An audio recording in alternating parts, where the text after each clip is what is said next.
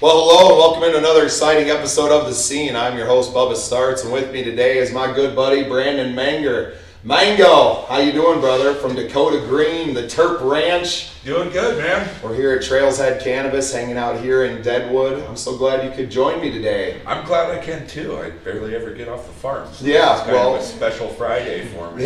Yeah, that's because it's busy out there, ain't it? Busy season, man. Growing trees. Yeah, oh goodness. I was out there yesterday hanging out with you guys and saw them. The girls are looking beautiful. 12 footers, bro. Yeah, man. It's exciting. It's exciting stuff. It's hard not to get out there and just immediately start humming with the vibration of all the plants together. And yeah, it's great stuff, man. Well, before we get too down the road on what we're doing and what we got coming up, why don't you give us a little backstory on Dakota Green and the Terp Ranch? So a little backstory, I guess, on the Terp Ranch. I mean, that's kind of been my big project. We are South Dakota's premier outdoor cannabis farm. We'd like to believe that we're beyond organic. We do everything we can to be sustainable, utilize the tools that Mother Nature and God gave us to let the genetics and flavor profiles speak for themselves. Right, and you guys are all organic with your nutrients and everything on the farm, correct? Yes, sir. All organic, living soil. We basically treat our soil like farmers with their fields. Lab analysis reports to find target nutrients to hit. We also run eco-certified carbon-forward additives, which really help get those plants to grease out under the sunlight. We're one of the few organic farms left standing in the state due to the heavy metal analysis and stuff. We're the strictest in the nation alongside California, Oregon, Washington, Colorado, and that really stopped a lot of people from the organic train. It's a hard thing. I describe it as a spider web, and each part of the web is another chapter in a book that you have to have dialed in if you're going to grow and produce clean organic cannabis. Really? So what is the problem? You say there's the heavy metal, so we have the strictest detection system here in South Dakota that's enforced here. The strictest thresholds. So why is it more difficult when you're growing organic as opposed to like a hydroponic grow or something like that? Like your salts, they're refined typically from petroleum-based chemicals, and that is all they're getting. Your nitrogen is ammonium nitrate. So they're entirely refined to where they can pull those sorts of things out versus an organic setting. I mean, arsenic, for example, is in everything. There's a difference between organic arsenic and inorganic arsenic, but we don't have the testing and the knowledge through the NIH because cannabis is kind of a touchy subject. We can't identify what those compounds are. As much as a different industry. So a lot of organic farming behind that. You obviously have to have clean source nutrients. Got to be extremely diligent on testing and also understanding the soil food web and how you can keep your plants well fed with the right nutrients to keep the uptake from happening on the less than desirables. Right. Now, does that change from plant to plant and strain to strain? Yes, it does. So it's constant testing on your end. You're constantly testing the soil and taking care of these plants from day one. It's not just to throw it in the ground and see it in 90 days. Oh no, that's where we're I always like to say, like, if you're going to be out on the ranch, I mean, you got to be a soil biologist, an entomologist. You got to have some knowledge in plumbing.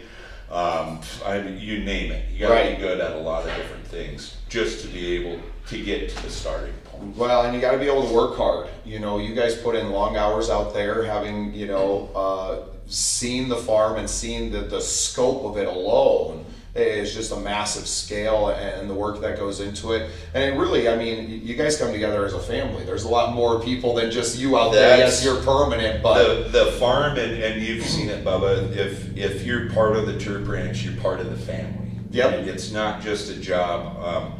We eat together, we work together. I like to say anybody that's on the Terp Ranch or works with us, I'll go to war with you and I'll starve with you. And we eat together, we work together, we play together. I mean, it's a huge evolving organism in itself, just being part of the ranch. But yes, it's all family oriented. Right, and not dissimilar from the plants themselves, you know, as Right. the cannabis plant is ever evolving. It, Right. it as a genetically, it is predisposed to change and evolve. It doesn't want to stay stagnant and remain the same. And it's really fun to have been watching this grow. Obviously, we've had the medical program for a few years now, and to watch, you know, the ranch go from a literal piece of South Dakota prairie to what it is now has been Right. completely insane in some ways, but such a beautiful, beautiful story that we're telling and continue to tell. Right. This fall, I would guess, would be the biggest harvest that you guys are planning for yet. We're on board for the biggest harvest yet last year. You know, I mean, we weren't even sure if we were going to be able to successfully grow an outdoor crop. So the ranch, we've been constantly, since the conception of it, we've been constantly knocking down those barriers of, is it possible? Is it possible to grow in a greenhouse 4 seasons through the winter in South Dakota? We checked that off the box, you know, 2 years ago. Yeah, And middle of the last- blizzard, man. You're great content, and I will, yeah, highly suggest anyone, if you're on Instagram, go find Brandon and yeah. Manger. Yeah, there you go. Manger. And yeah, it's great stuff watching it work out there. Middle of, you know, 3-4 feet of snow on the ground and coming inside to a perfectly climate controlled greenhouse, and no small feat to make that happen. No, the motto of the ranch is, I'm not tired, I'm not sore, growing good weed is easy. Of course, all three of those things not being true. No sarcasm involved with that at all. No, but that's what it takes, man. And really, what we're building with the podcast and our music business and everything, it's a lot of the same stuff, man. Most of the work that we do is behind the scenes. Nobody sees it. It's the underwater iceberg, and then you get to see the show. And for you, Yep. you get to see the product on the shelf, but I get to see you miss all the smiles. fun. Yeah. You know, some of the best things I get, or I'll have somebody, a patient in the industry might send me a message like, hey, this is awesome. Oh my God, the flavor behind this, or man, this really helped me. And like, that is what keeps us going when it gets hard. Right. You know? I mean, Well, and something that Nicole and I talked about, Nicole, our friend here at Trailshead, was that, you know, it starts with relief. What relief are you looking for? Now, Right. on the grower side, are you starting from what kind of relief is this going to provide for the patient? Or is it more coming from a flavor profile that you're trying to attain? Or So- kind of both worlds, and both things can be true at the same time? diversification is huge in your genetics. And we have a whole different list than most indoor counterparts, because we have obviously more weather and environmental variables. So it comes down to, you know, we try to keep a broad spectrum of sativa, indica, afghanica hybrids, so we can look for those different terps. I mean, with us being the Terp Ranch, I have a pheno hunting chart, and that's another thing that we do differently is we're ripping packs of seeds open. We're not buying clones from these clone mills across the nation. We're ripping seeds and we're finding directly what will work on the terpene profile. And can we sit with that for a minute? Can you talk about why it's important to work from the seed genetics as opposed to just taking clones? Diversification. We try to be leaders in our craft and what we do, and if we're growing the same plants as everybody else, we're not going to be able to stay a step ahead of the industry and the evolving plant. For instance, I have 2 sisters. One's 5'2", one's 5'4". They're maybe 100 pounds. I'm 6'1", 240 pounds. Same parents, different expression. Right. And you see a lot of that through your seeds and your genetics, where if we weren't going through those seeds and running those plants out, there's special things in those genetic profiles. For instance, our Soul Doctor strain, it was a Sour Chem D, one pheno of it. 9% THC, 16.5% CBD. The breeder's never seen more than a couple points of CBD come out in this strain.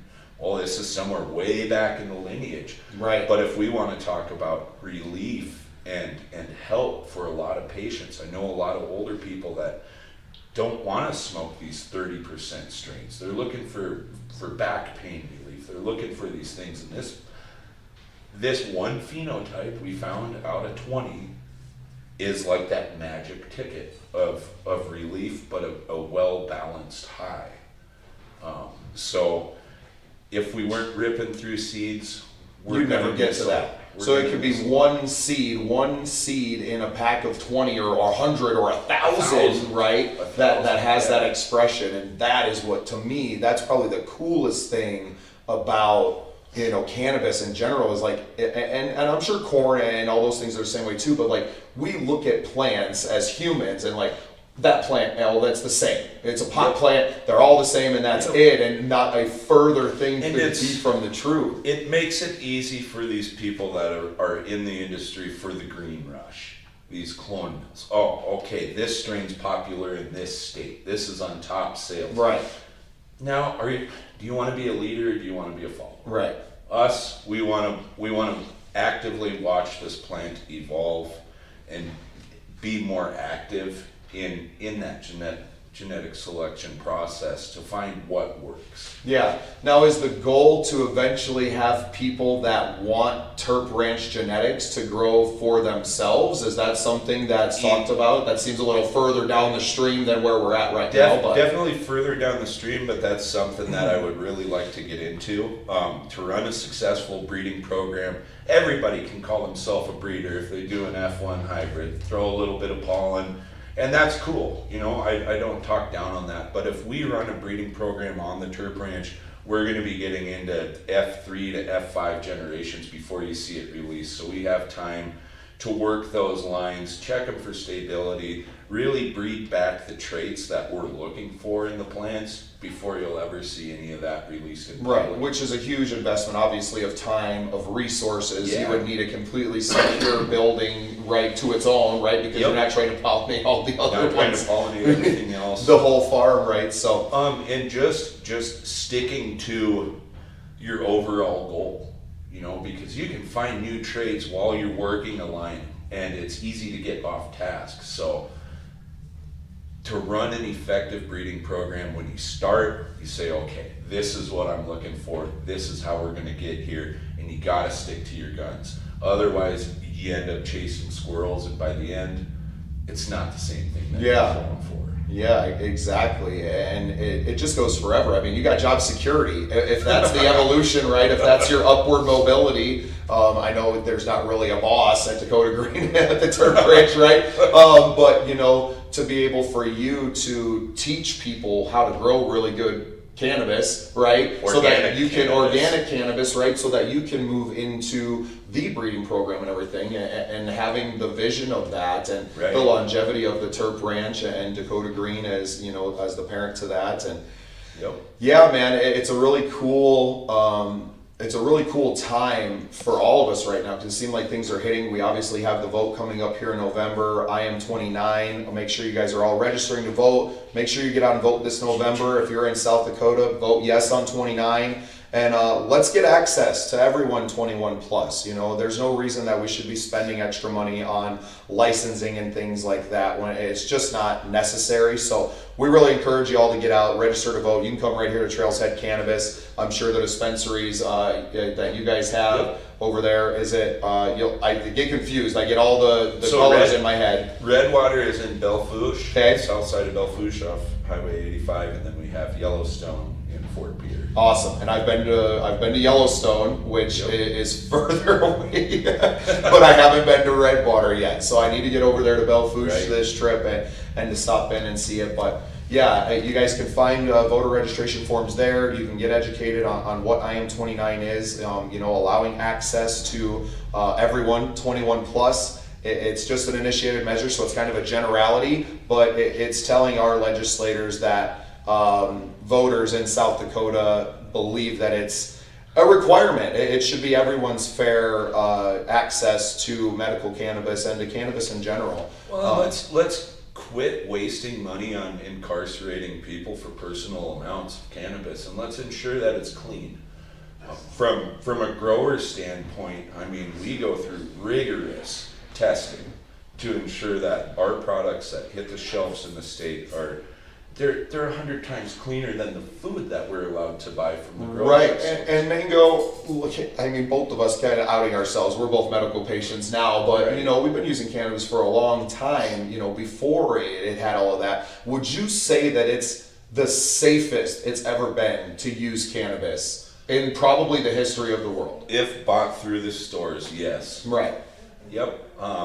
So it's about safe access. You're like, we don't want to be Yes. forced to go to the street and to purchase what the relief that we're Right. looking for on the street, and to have this extra, it's a tax, that's what it is, let's face it, right? It's an Right. extra tax that the state gets just to tell you that you can use this. I don't think it's fair. I know you feel the same way, and a lot of us do, and I know the voters in South Dakota do, because we've kind of been down this road before. So Right. make sure that you're getting out and voting this November and getting us safe and access to medical cannabis for everyone 21 plus here in South Dakota. Let's do it. Mango, what's next, buddy? What's next? Man, we got a long 5 to 6 weeks of harvest. I think next week we're going to start processing some of our earlier strains, and it's just going to be non-stop until November. Right, and it seems you have it. It seems like everything's in stages this year, so you're not harvesting the whole ranch at one time. I But thought long and hard on how we can stagger almost a full half-acre worth of canopy. You know, I mean, our whole facility is about 1.5 acres, but starting to think about the rows, a number of rows and stuff, it's probably at least a half acre of actual cannabis canopy, and it's a hard thing on those harvest dates. I mean, you've seen the ranch. We don't have trees. in weight, and I was in and kind of around one of the indoor grows when you were chopping it down, and I think, you know, maybe a quarter, a third, and that was about what we said, like 30 pounds. Right. And now those plants are pretty small compared to what we're seeing outside. I mean, what's the weight that we're talking about? Those are pretty cute. Yeah. You know, what kind of weight is one of these plants? You know, what's an average for one cannabis plant to grow in a season out in the greenhouse on the Terp Ranch? You know, I would like to see the 5-pound number get hit this year off the docket. That will tell me that our nutrients are working and we got a good balance in the environment. I mean, it's harsh out there. Yeah. I mean, last year our plants seen anywhere from 115 degrees to 26 before they were cut down outside. That's crazy. We're still hitting good THC levels. I mean, it's not as pretty looking as an indoor plant because Right. it hasn't been babied its whole life. But when we're out there growing full sun, outdoor organic cannabis, and we're hitting indoor THC levels, Right. and those plants are just greasy. Right. Well, and can you speak to it now? Is there a difference? Now we know the science is there that shows us that human beings are affected by the sunlight, right? On a molecular DNA mitochondrial level. Yep.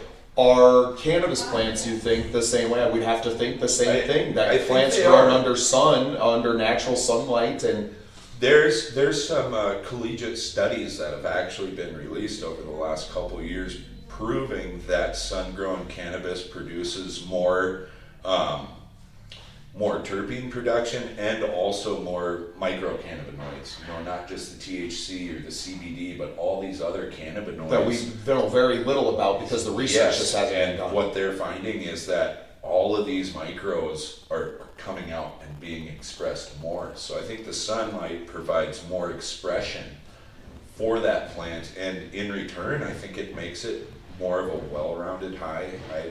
I get anxiety off of indoor. My preferred method of consumption would be a mixed light greenhouse or just straight outdoor. It's smooth, it's a connoisseur smoke, and I'm a full supporter of consuming cannabis as nature intended. I don't think it's too much to ask, and I'm glad that we have at least one farm in the state that's that's doing it. Well, yeah, we do, and that's right there at the Terp Ranch, Dakota Green. You there, guys Terp can find Ranch, them in baby. every single dispensary across the state here in South Dakota. It's what I smoke. It's what I use. You know, these guys. That's what I believe in. Yeah, it's what I believe in too, buddy. So I appreciate your time today and joining us, and I appreciate you letting me be part of the family, brother. Yeah, thanks for getting me out here, bud. Yeah. Well, and for everybody else, don't forget to make yourself part of the scene. Groovy, dude. Sweet. Yep. Easy peasy. Fucking wonderful. It's fun, right?